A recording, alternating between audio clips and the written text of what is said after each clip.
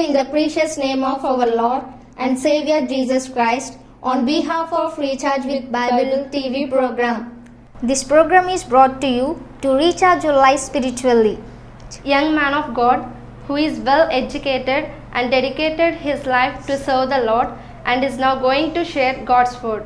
So please listen carefully and be blessed. మన ప్రభువును రక్షకుడైన యేసుక్రీస్తు ప్రశస్త నామములో రీఛార్జ్ విత్ బైబిల్ అనే టీవీ కార్యక్రమాన్ని వీక్షిస్తున్న మీకు అందరికీ కూడా క్రీస్తు నామములో శుభాలు తెలియపరుస్తున్నాను. గత ఎపిసోడ్స్లో మీరు దేవుని వాక్యాన్ని విని దీవించబడిన విధానాన్ని బట్టి మీరు ఇచ్చినటువంటి చక్కటి ప్రతిస్పందన బట్టి దేవునికే మహిమను ఆరోపిస్తూ ఉన్నాను.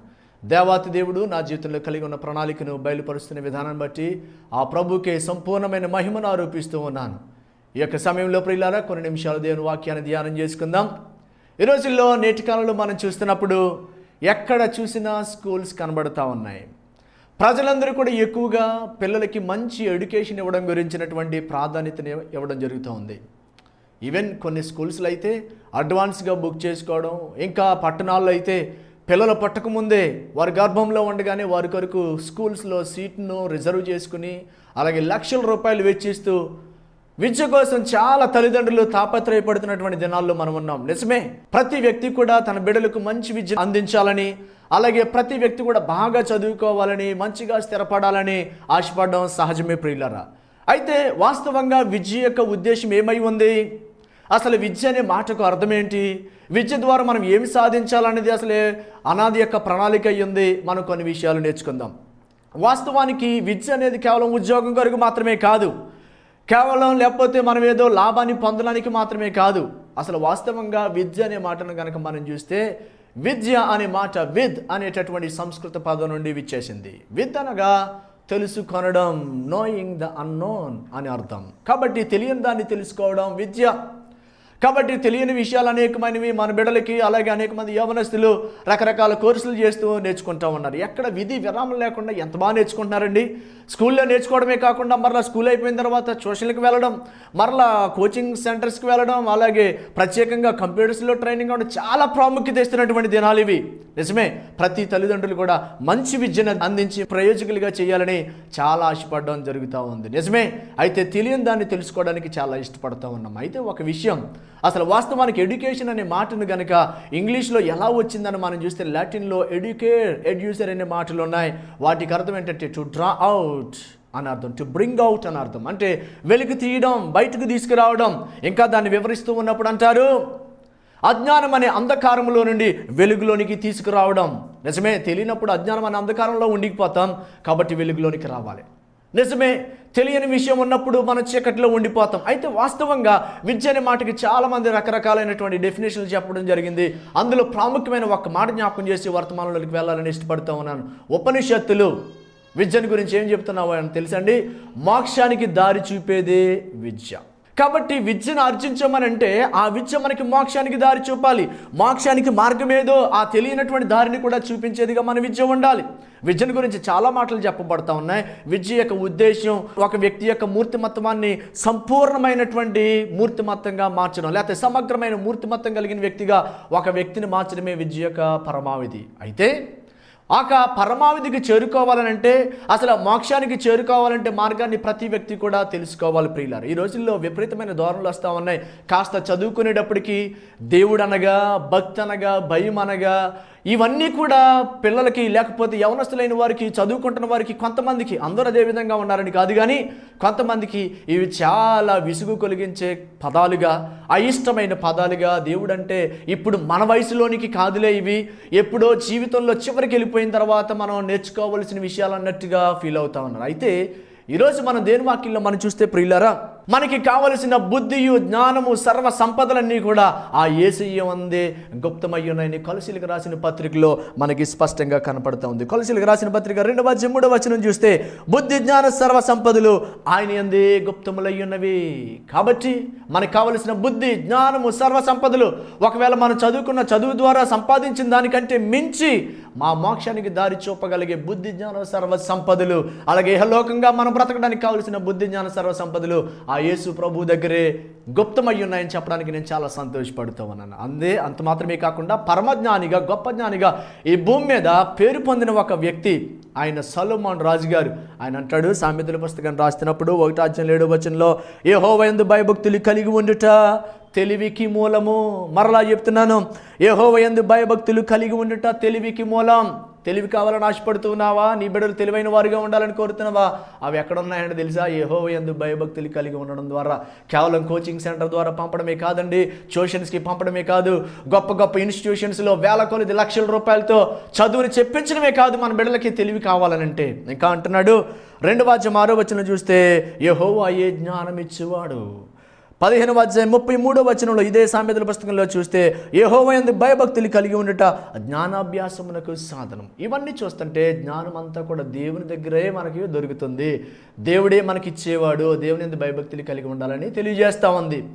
నిజమేనండి. చరిత్రను మనం చూస్తున్నప్పుడు, గత కాలంలో జరిగిన సంఘటనలు చూస్తున్నప్పుడు గొప్ప గొప్ప జ్ఞానులైన వారు, శాస్త్రవేత్తలైన వారు నిజంగా వారి జీవితాల్లో వారు చేసినటువంటి ఆవిష్కరణల వెనుక చరిత్రను అధ్యయనం చేస్తే వారందరూ కూడా దేవుని యందు భయభక్తులు కలిగిన వారు, యేసయ్యను ఆరాధించేవారని చూస్తూ ఉంటుంటే చాలా ఆశ్చర్యం కలిగిస్తూ ఉంది.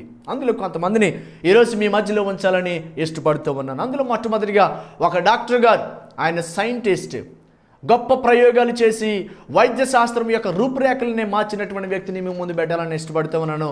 ఆయన పేరే సర్ జేమ్స్ సింప్సన్. ఆయన స్కాట్లాండ్ దేశంలో ఈడెన్బర్గ్ అనేటటువంటి ప్రాంతంలో 1811 జూన్ 7 జన్మించాడండి. ఆయన చిన్నప్పటి నుండి కూడా బాగా చదువుకుంటూ ఉండేవాడు. పుస్తకాలంటే చాలా ఇష్టం, బాగా చదువుకుంటూ ఉండేవాడు. అంత మంచిగా ఇష్టపడుతూ చదవడాన్ని బట్టి అతను మెడికల్ సైన్సెస్ చదివేటటువంటి ఆధిక్యత దేవాతి దేవుడు ఇచ్చాడు. మెడికల్ సైన్సెస్ చదివాడు, గొప్ప డాక్టర్ అయిపోయాడు. చిన్న వయసులోనే 3 వయసు వచ్చేటప్పటికే అద్భుతమైనటువంటి డాక్టర్గా స్కాట్లాండ్ దేశంలో పేరు ప్రఖ్యాతులు సంపాదించాడు. ఇక ఆయన దగ్గరికి డాక్టర్గా ఉంటున్నప్పుడు భారతదేశంలో నుండి, యూరప్ దేశంలో నుండి, అదేవిధంగా మనం చూస్తూ ఉన్నప్పుడు ఆయా దేశాలు, ఆస్ట్రేలియా దేశాల నుండి రోగులు వచ్చి వైద్యం చేసుకునేవారట. అంత పేరు సంపాదించేశాడు చిన్న వయసులోనే, తక్కువ వయసులోనే.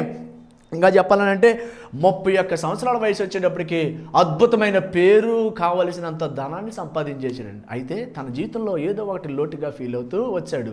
ఒక దినమందు ఒక రోగి ద్వారా సువార్త విని తన జీవితంలో అప్పటికే పరిచయం అన్న యేసు ప్రభువుని సంపూర్ణమైనటువంటి రక్షకునిగా స్వీకరించాడు. తర్వాత తన యొక్క జీవిత విధానమే మారిపోయింది.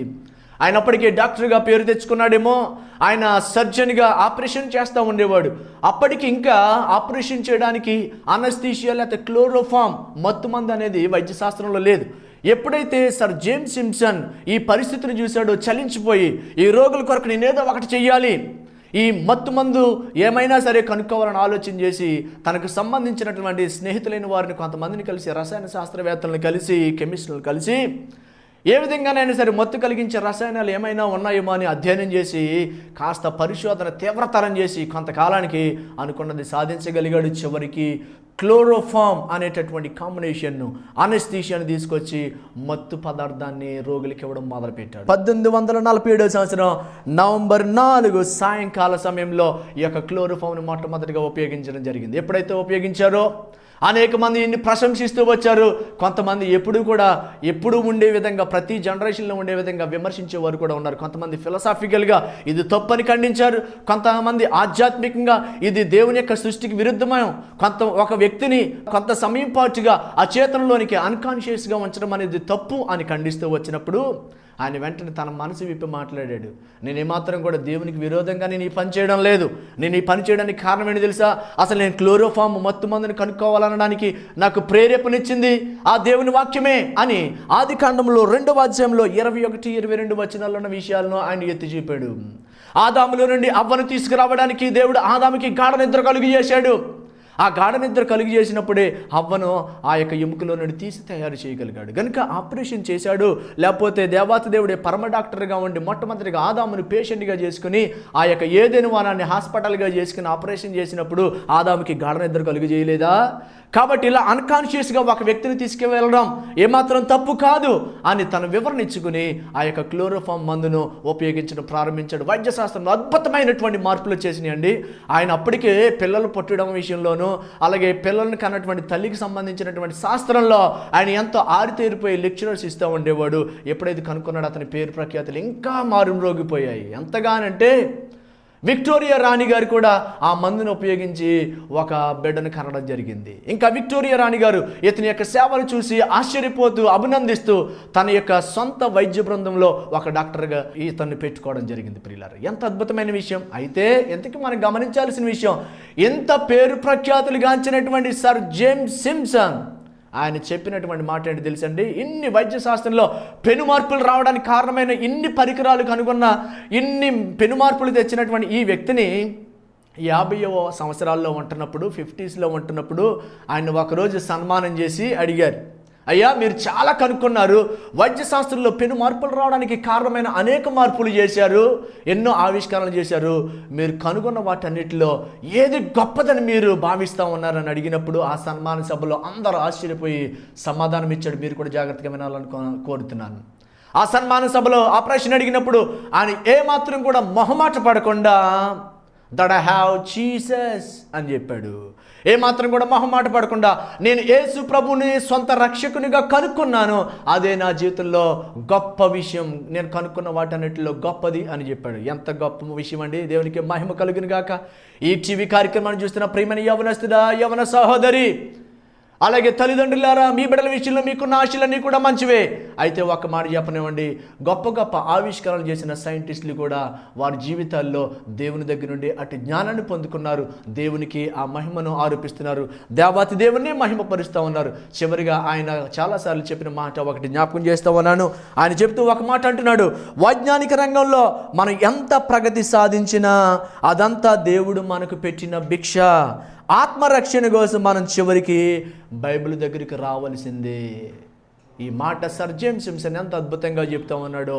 మనం ఎంత ప్రగతి సాధించినదంతా దేవుడు పెట్టిన భిక్షే, మన ఆత్మరక్షణ కోసం దేవుని దగ్గరికి రావాలి అని సర్ జేమ్స్ సిమ్సన్ ఈ ప్రపంచానికి సందేశాన్ని అందించాడు. ప్రియమైన యవన సహోదరుడు, సహోదరి, అదేవిధంగా తల్లిదండ్రులారా, ఈ మాటను మీరు గమనించాలని కోరుతున్నాను. సైంటిస్టులే దేవాతి దేవుని గురించి సాక్ష్యం ఇచ్చి ఆ దేవుని కనపరుస్తుంటే మన బిడ్డలు దేవుని వైపు నడిపించడం ఎంత ప్రాముఖ్యం. అదేవిధంగా మరొక వ్యక్తిని మీకు జ్ఞాపకం చేయాలని ఇష్టపడుతూ ఉన్నాను.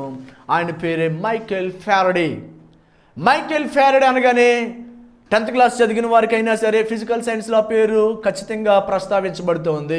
ఒకవేళ ఇంటర్మీడియట్ ఇంకా పై చదువులు చదివిన వారికి ఖచ్చితంగా ఫ్యారడే లాస్, ఎలక్ట్రిసిటీ లెసన్లో ఖచ్చితంగా వస్తూ ఉంటాయి మనకు. కనుక మనం చూస్తుంటే మైకేల్ ఫ్యారడే అనేటటువంటి వ్యక్తి ఆయన తన చిన్న వయసులో చాలా భయంకరమైన కష్టాలు అనుభవించాడండి. 1797 సంవత్సరం సెప్టెంబర్ 22వ తేదీన జన్మించాడు. ఆయన ఇంగ్లాండ్ దేశంలో జన్మించినప్పుడు వారి కుటుంబంలో చాలా భయంకరమైన ఆర్థిక పరిస్థితులు ఉన్నాయి. ఆర్థిక పరిస్థితులు ఉండడాన్ని బట్టి కేవలం 2 సంవత్సరాలే స్కూల్లో చదువుకున్నాడండి. కానీ అది గొప్ప విషయం, వారి తల్లిదండ్రులు మాత్రం మంచి భయభక్తులు కలిగినటువంటి కుటుంబం, అంటే డివోటెడ్ క్రిస్టియన్స్ అని చెప్పబడతా ఉంది. వారు 4 కిలోమీటర్ల దూరంలో ఉన్నటువంటి చర్చికు ప్రతి ఆదివారం తప్పకుండా వెళ్ళి దేవుని సేవించేవారు. ఆ భయభక్తులు నేర్పించారు మైకేల్ ఫ్యారడేకి. చిన్నప్పుడు ఆర్థికమైన ఇబ్బందులు బట్టి స్కూల్లో చదవలేకపోయాడు. 2 సంవత్సరాలు వెళ్ళి ఇక మానివేశాడు, పనిలో పెట్టేశారు. ఒక బుక్ బైండింగ్ సంస్థలో బుక్ బైండింగ్ చేసే పని చేస్తూ ఉన్నాడు. బుక్ బైండింగ్ పని చేస్తూ ఉన్నప్పుడు అతనికి చదువుకోవడం అంటే బాగా ఇష్టం, పుస్తకాలు చదవడం అంటే మరి ముఖ్యంగా ఇంకా రసాయన శాస్త్రానికి, కెమిస్ట్రీకి సంబంధించిన, అలాగే ఎలక్ట్రిసిటీకి సంబంధించిన విషయాలంటే బాగా ఎంతో ఇష్టం. ప్రియులారా, అటువంటి పుస్తకాలు ఎప్పుడన్నా బైండింగ్ వచ్చినప్పుడు అవన్నీ కూడా తెగ చదివేస్తూ ఉండేవాడట, వాటిని బాగా అధ్యయనం చేసేవాడట. ఇక కాస్త బైండింగ్లో ఆరితేరిపోయాడేమో, ఈ చేతులు ఉపయోగించడంలో బాగా ఆరితేరిపోయాడేమో, కాస్త పుస్తకాలు చదవడంతో సైన్స్ మీద బాగా ఆసక్తి ఏర్పడింది. కొంతకాలానికి నిర్ణయించుకున్నాడు, ఈ సైన్స్ను నా జీవితంలో ఒక అద్భుతమైనటువంటి అంశంగా చేసుకోవాలని. ఆ సైన్స్ మీద ఆసక్తితో ఆ యొక్క సిటీలో, లేకపోతే ఆ ఇంగ్లాండ్ దేశంలో జరుగుతున్నటువంటి సైన్స్ లెక్చరర్స్కి అతను ఏం చేశాడు తెలుసండి, వెళ్ళడం స్టార్ట్ చేసి మెల్లమెల్లగా తన విద్యను కొనసాగింపజేసుకుని తన యొక్క జీవితంలో తను సంపాదించినటువంటి ధనంతో, ఇంట్లో వారి ప్రోత్సాహంతో ఒక ల్యాబొరేటరీని ఏర్పాటు చేసుకుని 1813వ సంవత్సరంలో ల్యాబొరేటరీని తయారు చేసుకుని అతని యొక్క సైంటిఫిక్ కెరీర్ స్టార్ట్ చేశాడు. చిన్నగా ప్రయోగాలు చేయడం ప్రారంభించాడు. ప్రయోగాలు చేసిన తర్వాత అతను అద్భుతమైనటువంటి థియరీస్ ఈ ప్రపంచానికి ఇచ్చాడు. అవన్నీ మనకు తెలుసు, కొంతమందికి మైకేల్ గురించి తెలిసిన వారికి తెలుస్తూ ఉంటుంది. ఎలక్ట్రోమాగ్నెటిక్ ఇండక్షన్ థియరీస్ అనేవి కనుక్కున్నాడు. ఫ్యారడే లాస్ అని మనకి ఎలక్ట్రిసిటీ లెసన్లో వస్తాయి. ఎప్పుడైతే ఇవన్నీ కనుక్కున్నాడో మనకి వెంటనే ఫిజికల్ సైన్స్లో గొప్ప మార్పులు వచ్చేసాయి. మరి ముఖ్యంగా ఎలక్ట్రిసిటీలో అద్భుతమైన మార్పులు చోటు చేసుకున్నాయి. వెంటనే మైకేల్ ఫ్యారడే యొక్క పేరు ప్రపంచవ్యాప్తంగా మారిమోగిపోతూ ఉంది. అయినప్పటికీ దేవుని వెంబడించడంలో కానీ ఆదివారం ఆరాధనకి వెళ్ళడంలో కానీ ఏమాత్రం కూడా అతను తగ్గిపోలేదండి. ఇంకా పైపెచ్చి ఎంత గొప్ప విషయం అంటే అతను సంఘంలో ఒక పెద్దగా దాదాపుగా 20 సంవత్సరాలు పనిచేశాడట. అంత మాత్రమే కాకుండా సంఘం తరపున సువార్థికుడిగా ఉంటూ ఒక ప్రక్కన 50 సంవత్సరాల వయసు వచ్చినప్పటికీ కూడా ఒక ప్రక్కన ప్రయోగాలు చేస్తూనే ఒక ప్రక్కన బయటకు వెళ్ళి రాత్రులు సువార్త చేస్తూ ఉండేవాడు. అటువంటి సేవా కార్యక్రమాలు చేసేవాడట. ఎంత గొప్ప విషయం అండి. మైకేల్ ఫ్యారడే కూడా తన జీవితంలో అద్భుతమైన ప్రసంగికునిగా, ఇంకా చెప్పాలంటే సైన్స్ని గురించి ఎంత పరిశోధన చేశాడో అలాగే వాక్యాలు కూడా అనేక చోట్ల అందించి వాక్యానికి సంబంధించి అనేక విషయాలు పుస్తకాలుగా రాసి గొప్ప పేరు ప్రఖ్యాతులు సంపాదించాడు. ఇంకా చెప్పాలంటే he was a great scientist. Not only that, he was a great preacher for Christ. దేవుని కొరకు అద్భుతమైన ప్రీచర్గా కూడా ఉంటూ వచ్చాడు. కనుక ప్రియమైన యవనస్తులారా, ఒక ఫిజికల్ సైన్స్లో ఒక గొప్ప సైంటిస్ట్గా పేరు పొందినటువంటి మైకేల్ ఫ్యారడే తన జీవితంలో దేవుణ్ణి వెంబడించడం ఎప్పుడూ వెనుకంజ వేయలేదు. దేవుని కనపరిచాడు. దేవుని సువార్తను తన జీవితంలో కడ వరకు కూడా కొనసాగించాడని మనకు అర్థమవుతా ఉంది. ఇక చివరిగా మరొక వ్యక్తిని మీ ముందు పెట్టాలని ఇష్టపడుతూ ఉన్నాను. ఆయన పేరే మాథ్యూ మొరే. మాథ్యూ మొరే ఆయన 1806 సంవత్సరంలో వర్జీనియా ప్రాంతంలో యునైటెడ్ స్టేట్స్ ఆఫ్ అమెరికాలో జన్మించాడు. ఆయన చిన్నప్పటి నుండి దైవభక్తి కలిగినటువంటి కుటుంబంలో ఉంటూ వచ్చాడు. అయితే ఒక గొప్ప విషయం ఏంటంటే ఒకరోజు దురదృష్టవశాత్తు కాస్త అనారోగ్యాన్ని బారిన పడ్డాడు. కొంతకాలం మంచం మీదనే పడి ఉండాల్సి వచ్చింది. ఆ సమయంలో ఎప్పుడు రెగ్యులర్గా చేసుకునే ప్రేయర్ కానీ బైబిల్ స్టడీ మానకూడదని పరుండే ప్రార్థన చేసుకునేవాడు.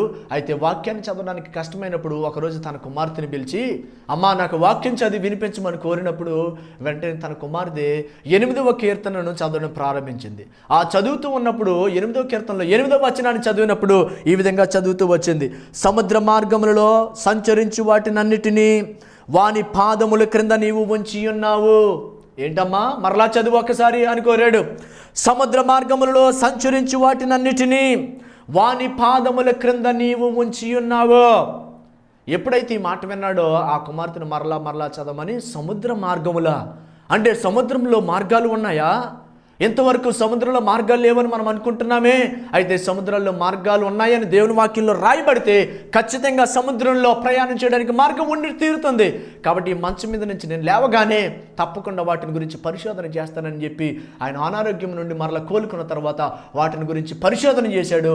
అందుకనే సముద్రాల్లో ఉన్నటువంటి జల మార్గాలను కూడా ఆయన కనుగొనడంలో పితామహుడని పేరు పొందాడండి ప్రియులారా. అందుకే ఆయన్ని path finder of the seas, అలాగే father of modern oceanography, father of naval meteorology అని ఆయన పిలుస్తూ ఉంటారు. ఈరోజు సముద్రానికి సంబంధించినటువంటి శాస్త్రాల్లో అతడు పితామహుడిగా పేరు పొందాడు.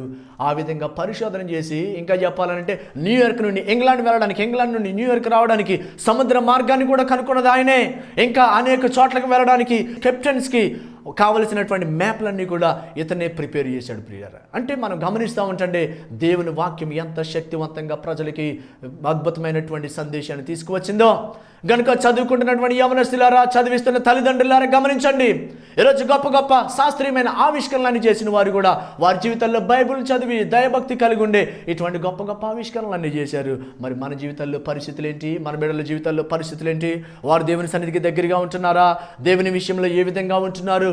ఒకసారి మన బిడ్డల విషయంలో, అలాగే ఒకవేళ టీవీ కార్యక్రమం చేస్తున్న ప్రియమైన తమ్ముడు, అలాగే చెల్లి, అన్నయ్య, అక్కయ్య, మన జీవితాల్లో దేవుని కొరకు ఎంత సమయాన్ని ఇస్తున్నాం? దేవుని ఎంతగా ప్రేమిస్తున్నాం? దేవుని వాక్యాన్ని ఎంతగా ఇష్టపడుతూ చదువుతున్నాం? ఖచ్చితంగా మనం ఎంత చదువుకున్నా దేవుని దగ్గర మాత్రం మనం తగ్గి ఉండి దేవుని దగ్గర సాష్టాంగపడాలని మనొకసారి హెచ్చరిస్తూ ఉన్నాను ప్రియులారా. ఏమండి, ఎక్కడెక్కడో జరిగిన విషయాలు చెప్పారండి. మరి వాళ్ళు ఎవరెవరో మేము చూడలేదు, ఏదో చదువుకున్నాం కానీ పుస్తకాల్లో అనవచ్చు. అయితే ఒక మాట మీతో పంచుకోవాలని కొన్ని నిమిషాలు మీతో ఇష్టపడుతూ ఉన్నాను.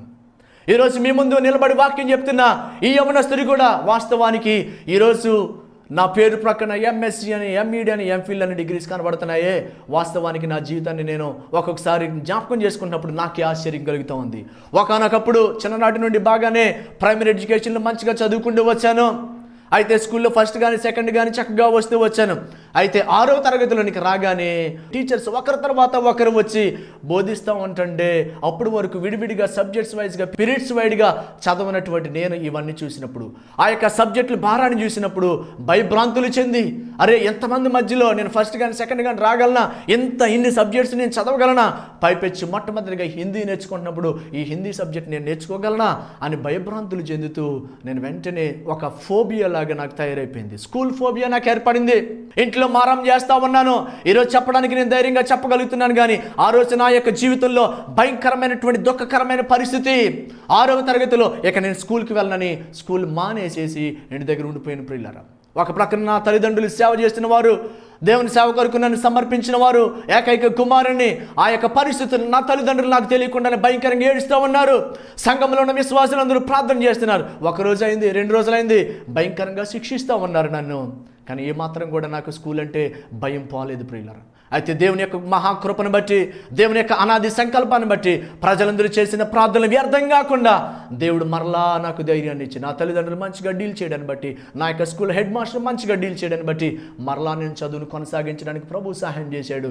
అయితే ఇంకా విద్యలో మాత్రం నేను అంతంత స్థాయిలోనే ఉండిపోయాను. అయితే ఒక అద్భుతమైన మార్పు నా జీవితంలో కలిగింది అని చెప్పడానికి ఇష్టపడుతున్నాను. 10th క్లాస్ ప్రారంభానికి ముందుగానే నా జీవితంలో నేను చేసిన ఒక మంచి పని నేను చెప్పగలను. ఒక్కొక్క రోజు ఒక్కొక్క అకాడమిక్ కొరకు ఫాస్టింగ్ ఉండి ప్రేయర్ చేసుకోవడం స్టార్ట్ చేశాను. అంత మాత్రమే కాకుండా దేవుని వాక్యాన్ని ఆది కాండం నుండి చదవడం ప్రారంభించాను. ఎప్పుడైతే నా జీవితంలో ధైర్యంగా చెప్పగలను ప్రియులారా, ఎప్పుడైతే ఈ విధంగా ఆది కాండం నుండి దేవుని వాక్యం చదవడం ప్రారంభించానో వెంటనే నా జీవితంలో ఒక గొప్ప ధైర్యాన్ని, గొప్ప విజ్ఞానాన్ని ప్రభువిస్తూ వచ్చాడు. ఆటోమేటిక్గా నా యొక్క ఎడ్యుకేషన్ కెరీర్లో నా టీచర్సే ఆశ్చర్యపోయేటటువంటి ట్రెమండస్ చేంజ్ ప్రభు ఇచ్చాడండి. చివరికి ఆ యొక్క 10వ తరగతి చదువుతున్నప్పుడు మా యొక్క స్కూల్ వారికి స్టేట్ ర్యాంక్స్ కూడా వస్తాయని ఎక్స్పెక్ట్ చేశారు. వారిలో నేను కూడా ఒకరిగా ఉండడానికి ప్రభు సహాయం చేశాడు. అంటే వాస్తవానికి రాలేదు కానీ మా యొక్క స్కూల్కి ఆ సమయంలో, కానీ ఆ రేంజ్లో ఆ రీతిగా ప్రభు మరలా నన్ను చదువులో హెచ్చించాడు. కారణం ఏంటని నేను ధైర్యంగా చెప్పగలను. దేవుని వాక్యాన్ని చదివి ప్రార్థన చేసుకుంటూ దేవునికి సమయం ఎక్కువ ఇవ్వడం స్టార్ట్ చేసినప్పుడు అద్భుతంగా నా జీవితంలో గొప్ప మార్పు కలిగజేశాడు. మరలా 10th అయిన తర్వాత ఇంటర్మీడియట్ డిగ్రీ ఇవన్నీ చదువుకుంటూ వచ్చాను. అనేక మంది ఉపాధ్యాయుల చేత, లెక్చరర్స్ చేత గొప్ప గొప్ప ప్రశంసలు, అవి చెప్పడానికి కూడా మరలా నేను అంతగా నాకు నేనుగా చెప్పుకోవడం ఇష్టం లేదు. అద్భుతమైన ప్రశంసలు, కాలేజీల్లో మంచి గుర్తింపు, దేవుని యొక్క మహాకృపను బట్టి ఎంఎస్సి ఆంధ్ర యూనివర్సిటీలో చదవడానికి, మరలా గుంటూరులో ఎంఈడి చదవడానికి, మరలా నాగార్జున యూనివర్సిటీ నుండి ఎంఫిల్ చేయడానికి, ఇవన్నీ దేవుడు కృప చూపి ఒకప్పుడు 6వ తరగతిలో చదువు మానేసి సేవ చేస్తానని నా తండ్రితో చెప్పిన నేను, నా తండ్రి ఒక మాట చెప్పారు, బాబు నీవు సేవ చేయడం కరెక్టే కానీ ఇప్పుడు కాదు, నువ్వు బాగా చదువుకుని అప్పుడు దేవుని సేవ కొరకు, దేవుని మహిమార్థమే నువ్వు రావాలి అని చెప్పిన మాట నా హృదయంలో ఉంచుకుని మంచిగా నేను చదివిన తర్వాత దేవుని యొక్క మహాకృపను బట్టి ఇప్పుడు దేవుని సేవలో కొనసాగడానికి దేవుడు సహాయం చేస్తున్నాడు. ఆశ్చర్యకరమైన విచిత్రమైన విషయం ఏంటంటే, ఒకప్పుడు టీచర్స్కి భయపడే స్కూల్ ఫోబియాని తెచ్చుకున్నటువంటి నేను దేవుని యొక్క మహాకృపను బట్టి దాదాపు 10 సంవత్సరాలుగా అనేక మంది 100 స్టూడెంట్స్ను ఉపాధ్యాయులుగా ట్రైనప్ చేయడానికి, తీర్చిదిద్దడానికి దేవుడు గొప్ప ఆధిక్యత ఇచ్చాడండి. ఎంత గొప్ప అనాది ప్రణాళిక కలిగిన దేవుడు అండి. దేవుని యొక్క ప్రేమ, ఆయన యొక్క సంకల్పం ఎంత గొప్పది అని బిడ్డల కొరకు.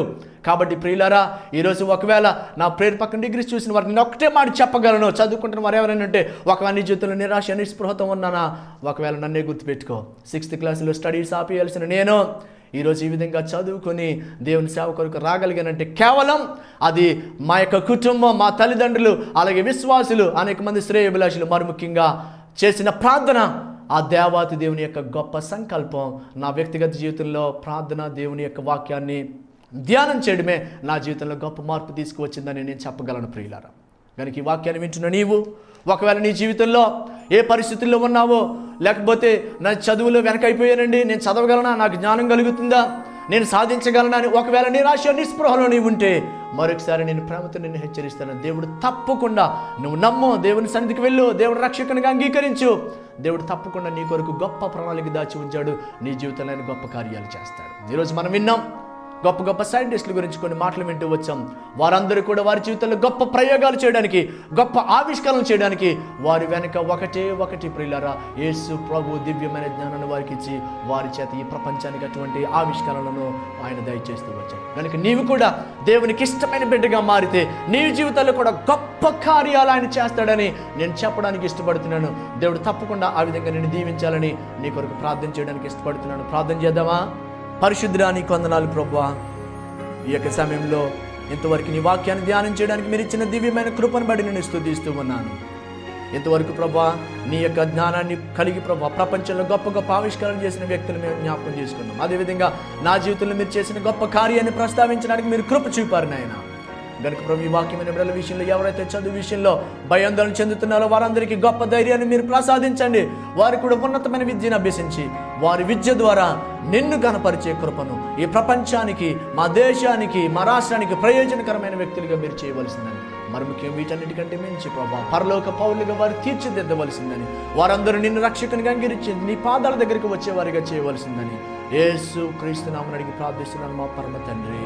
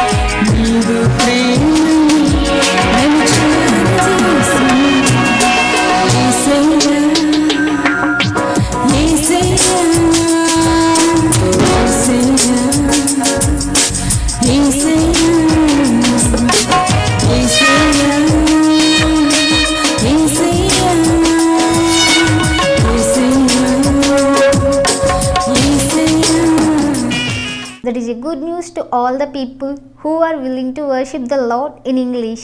This is the first English worship center in Palkal, being conducted on every Sunday at 4:30 p.m. in Cornerstone School campus near Register Office. For our prayer request, S. Samuel, Gospel Nivas, Sakavaripeta, Neredumelli Post, Elamanchli Mandalam, West Godavari District.